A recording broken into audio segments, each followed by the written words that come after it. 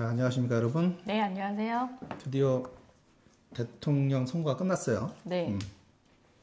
예전에 그 윤석열, 이재명 이렇게 대통령 후보가 나왔을 적에 예전에 윤석열 대통령 되기 전 그때 저희가 유로자문을 많이 했어요. 네. 근데 유로자문을 하면서 윤석열이 대통령이 됐을 때와 이재명이 대통령이 됐을 때는 좀 다른 부분을 얘기를 했어요. 네. 그리고 윤석열이 대통령이 됐을 때 이런 일이 생길 거다. 다 그대로 됐습니다. 네. 경제는 폭망했고 부동산 규제는 단 한 개도 풀어준 게 없어요. 네. 하나도 안 풀어줬어요. 네. 그리고 유로 자문에서 그러한 것들을 그대로 말씀을 드렸었고 그게 다 현실이 됐죠 이제. 네. 그때 유로 자문을 신청하셨던 분들이 다들 속으셨던 포인트가 있어요. 부동산 규제는 잘못된 거니까 내가 대통령이 되면 다 풀어줄게. 새빨간 거짓말이야. 네. 왜냐하면 부동산 규제를 풀어주면 나라가 망해요. 네. 일본처럼 된다고. 일본의 부동산이 왜 무너지고 잃어버린 30년이 왔느냐. 걔네들은 아무 말도 안 하고 있다가 어느 날 갑자기 내일부터 대출 금지. 이랬단 말이야. 우리도 마찬가지예요. 우리 나 규제할 거야 라는 시그널을 계속 주면서 조금씩 규제를 해나갔잖아. 네. 정상이에요. 그러니까 정부의 기능은 시장이 과열되면 규제하고 침체하면 부양하고 네. 이게 정부의 역할이라는 거지. 사실 부동산 그 시장의 휘발유는 이명박하고 박근혜가 뿌린 거예요. 네. 그 전세에 사실 채권이잖아. 채권을 국가가 90%를 보증해주고 이명박이 1억 한도 내에서 전세자금 대출을 해주라고 그랬고 네. 박근혜 들어서는 5억까지 해줬단 말이야. 네. 그리고 시장에 기름이 많이 뿌려져 있는 상태였어요. 이명박이는 수도권 이기 신도시를 중지시켰고 박근혜는 수도권 이기 신도시를 시작을 시켰어요. 네. 그동안 눌려있던 게 함부로 폭발한 거지. 문재인이가 딱 와서 보니까 부동산이 막 일어나는 거죠. 네. 문재인이가 일으킨 게 아니야. 이미 그 전에 휘발유를 다 뿌려놓고 불이 붙은 거지. 트럼프의 저금리에 코로나에 뭐 여러 가지로 그렇죠. 그렇게 된 거예요. 그러니까 우연의 연속이 이렇게 된 건데 어찌됐든 잘 생각을 해보면 부동산이 과열되면 규제는 피할 수 없다. 윤석열이 대통령이 당선이 됐어도 부동산 규제는 하나도 안 풀었어요. 네. 오히려 자기가 공언했던 뭐 스트레스 DSR이라든가 DS라든가 이런 것들은 계속 예정대로 그냥 다 적용을 하고 있어. 그렇죠. 여러분들이 몰라도 너무 모르시는 거야. 그러니까 속는 거지. 유로 자문은 그렇게 의미가 있는 거죠. 네. 자, 그리고 이번에 또 이제 이재명이 됐죠. 네. 윤석열이 대통령이 되면서 아주 놀라운 일을 했어요. 어떤? 경기가 침체됐으니 세수가 줄었다. 네. 그래서 지출을 줄이겠다. 나는 살다 그런 소리는 처음 들었거든요. 일본 경기가 죽으니까 어떻게 해요? 정부에서 돈을 때려 박았잖아. 네. 서브프라임 모기지론, 네. 미국 2008년. 네. 돈을 쏟아붓죠, 그냥. 그렇죠. 코로나 때 어떻게 했어요? 돈을 쏟아붓죠. 네. 왜? 이미 죽은 놈은 못 살려. 네. 일본이 그 경우잖아요. 찌질하게 조금 넣다 보니까 30년 동안 침체가 됐고 이미 죽었어. 못 살리는 거지.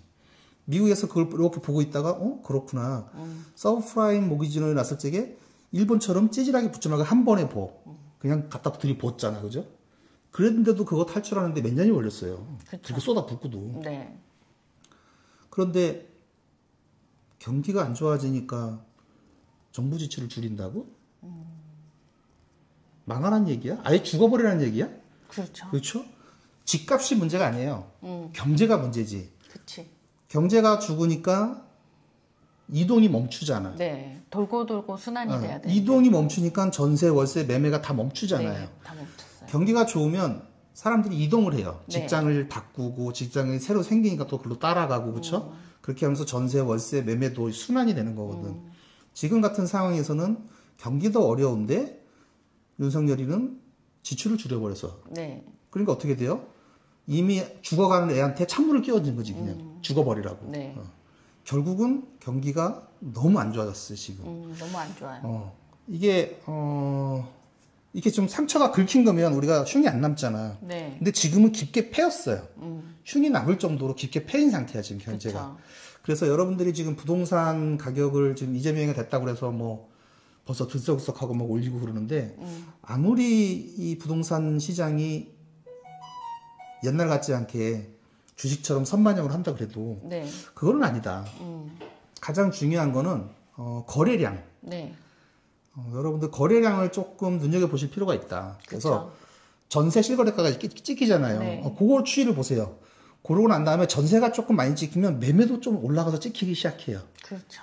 거래량이 늘어나면 가격이 변동이 생겨. 이재명이 됐다고 해서 무조건 나 얼마 받아주세요. 얼마 좀 오를 거예요. 막 이렇게 하지 말고 말도 안 되는 얘기고.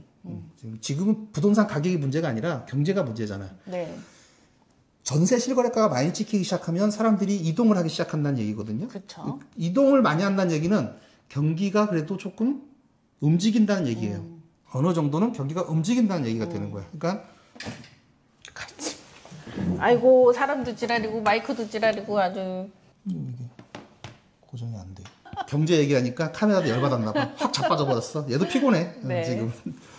그래서 그 전세 거래 실거래가 찍히는 걸 보고 그 다음에 걔가 움직이기 시작하면 이제 매매도 움직여요. 네. 매매 실거래가가 얼마큼 이렇게 움직이나 보세요. 실거래가 자체를 보지 말고 거래량이 늘었냐 이걸 보셔야 돼요. 그렇죠. 여러분 그러나 최악의 시기는 지난 것 같아요. 그러나 경기 침체를 금방 벗어나기는 힘들 것 같아요. 그렇죠. 이번에 이재명이 대통령 되자마자 한 얘기가 30조 네. 추경을 긴급하게 쓰겠다 이거야. 그게 정상이지. 그렇죠. 네. 그래서 지금 이재명이 대통령이 됐다고 해서 내일 당장 경기가 살아나고 하진 않아요. 일단 정책이 수립돼야 되고 긴급하게 지금 돈을 30조를 뿌린다고 그러니까 어디에 어떻게 돈이 뿌려지는지를 보고 네. 경기가 어떻게 앞으로 변동할 건지를 한번 조금 지켜보셔야 돼요. 네. 왜냐하면 지금 이 상황에서 경기가 너무 안 좋기 때문에 앞으로도 경기는 조금 더 침체될 수 있어요. 네. 저쪽에서 아무리 돈을 지금 쏟아붓는다 그래도 그렇죠. 당분간은 경기가 그렇게 좋지는 않을 거예요. 다행히 네. 우리 대방 3차 에드폴에 네. 새로 오신 분들은 대방 3차 오니까 어딘지 모르더라고요. 어디 사세요? 그랬더니 이제 에드폴을 사는데요. 그 대방 3차 그게 뭐예요? 이러더라고. 대방 3차 에드폴에 지금 2년차 시작됐어요. 시작됐어. 언제부터? 5월부터 입주를 했죠. 5월부터 입주를 했어? 이제부터 시작됐어요. 네. 조금 경기가 좀 움직이면 좋아지기 시작하면 전세 거래가 늘고 그다음에 실거래가가 좀 이렇게 거래가 찍히는 걸 보고 이렇게 하나씩 보고 움직이시면 그게 맞는 것 같아요. 네. 지금 당장 뭐 대통령이 바뀌었다고 해서 뭐 얼마씩 오른다. 그건 아니에요. 네, 그러니까 다행이긴 하지만 그래도 시간이 좀 필요하다. 네. 그렇기 때문에 조금 지켜보시고 거래량이 얼만큼 움직이냐. 네. 요걸 한번 보시면 될 것 같아요. 그렇죠. 부동산 가격이 먼저 오르고 경기가 좋아지는 게 아니라 경제가 어느 정도 살아나야 이동이 생기고 자연스럽게 이동이 생기는 과정에서 전월세가 갱신되고 네. 전월세가 움직이면서 매매가 움직이고 매매가 거래가 활성화되면서 가격이 올라가고 그렇죠. 자 이렇게 되는 거예요. 네. 예전에 윤석열이 대통령이 바로 되기 전에 윤석열이 되면 어떻게 바뀌겠느냐에 대한 유료 자문들을 많이 신청하셨었는데 그때 제가 얘기한 그대로 됐고 네. 자 이제 이재명이 됐잖아요. 네. 얘도 패턴이 어느 정도는 정해져 있어요. 그렇죠. 그렇기 때문에 지금 집을 어떻게 팔아야 될지 잘 모르겠다. 특히 대방 3차나 요번에 또 뭐 팔고 나가셔야 되는 분들 네. 혹은 옥정 대방 5, 6차에 기대를 가지고 계시는 분들은 네. 미리 조금 상담을 받으세요. 네네. 잘 모르겠으면 유료 자문을 신청해 주시면 좋을 것 같습니다. 네. 요즘 대방 5, 6차에 대한 유료 자문을 좀 많이 하는 편인데 네. 정말 아무것도 모르시더라고. 네, 맞아요. 근데 그분들이 다 전문직이야. 일하시냐 바쁜 거죠. 자기 전문 외에는 전혀 모르셔. 네. 세무사도 그렇고 그렇죠. 변호사도 그렇고 네. 그 외에 정말 연봉이 1억 8천 이상 되고 와 그런 사람들 난 깜짝 놀랐어. 분야가 틀리니까. 근데 그분들은 정말 오리지널 전문 분야들 그렇더라고 보니까. 네.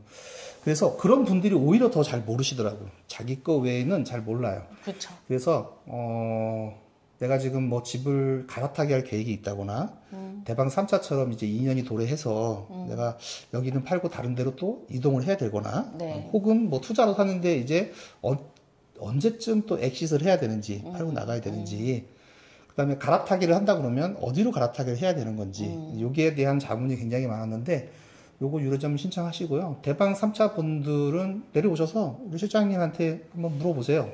어떻게 했으면 좋은지 네. 그런 건 간단한 것들은 저희가 다 말씀을 드리니까 무리하게 뭐 싸게 팔아라 뭐 그런 소리는 안 해요. 그게 인력으로 될 문제가 아니니까. 싸게 팔으라고 해서 싸게 팔 것도 아니잖아. 네, 그렇죠? 네. 여러분 재산에 관한 문제이기 때문에 우리는 이러이러한 현상이 생깁니다라고 말씀을 드릴 수 있는 거고 판단은 여러분들이 하시는 거예요. 그렇죠. 그리고 여러분들이 아무리 비싸게 내놔도 오늘 팔릴 수 있는 건 오늘 가장 좋고 가장 싼 물건. 네. 요게 하나가 팔리는 거예요. 걔가 없어지고 나면 그 다음에 가장 싸고 가장 좋은 거. 그 나온 집들에서. 이렇게 팔리는 거지. 여러분들의 바람대로 되지 않는다는 거. 그래서 호가와 실거래가는 굉장히 차이가 있다는 거. 네. 무리하게 뭐 가격을 우리가 이렇게 조절하지는 않는다는 거. 무리하게 가격을 조정하면 여기 단지 내에 어떻게 있겠어요. 쫓겨나. 네. 돌 맞아. 네. 여러분들이 원하는 그 원하는 대로. 네. 그래서 좀 우리가 좀 시간이 좀 오래 걸리긴 해. 그렇죠. 왜냐하면 어찌됐든 계약서 어그리먼트에 도장을 딱 찍을 때는 소유권자가 동의해야 찍는 거지. 그쵸. 우리가 팔으라고 해서 파는 건 아니잖아. 맞아요. 네. 그분이 그 가격이 용납되고 수긍이 가야 돼. 네. 그게 합리적 가격이구나. 네. 나는 싸게 파는 것 같은데 이게 진짜 팔리는 가격이구나. 라고 수긍이 돼야 어그리먼트에 사인이 되는 거지. 우리가 아무리 얘기한다고 해서 싸게 계약이 되는 게 아니에요. 맞아요. 자, 그래서 오늘은 대통령 선거가 끝나기 전에는 얘기를 못 했어요. 네. 이제 끝나고 나니까 이제야 얘기할 수 있는 거죠. 그리고 윤석열이 대통령이 됐을 때 자문 받으신 분들은 네. 큰 도움이 됐죠. 정말 큰 도움이 됐죠. 그쵸. 물론 뭐 저희 말을 안 들으시는 분들도 꽤 있습니다. 그쵸. 한 30% 정도. 네. 그분들은 아직도 조금 어려움이 있어요. 네. 갈아타기는 두 가지 목적을 가지고 갈아타시는 분들이 대부분이에요.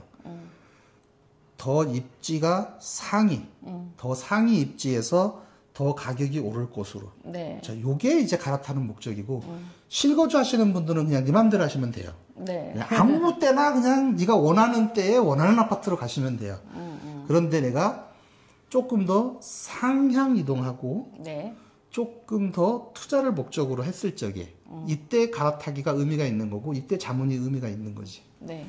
그래서 이제 대통령이 바뀌었는데 대통령이 바뀌었다 그러면 또 어떤 점이 또 우리가 좀 기대를 해볼 수 있는 건지 요거는 유료점을 한번 해보시면 될 것 같습니다. 자, 그래서 오늘 여기까지 하고 다음 시간에 다시 뵙도록 하겠습니다. 네.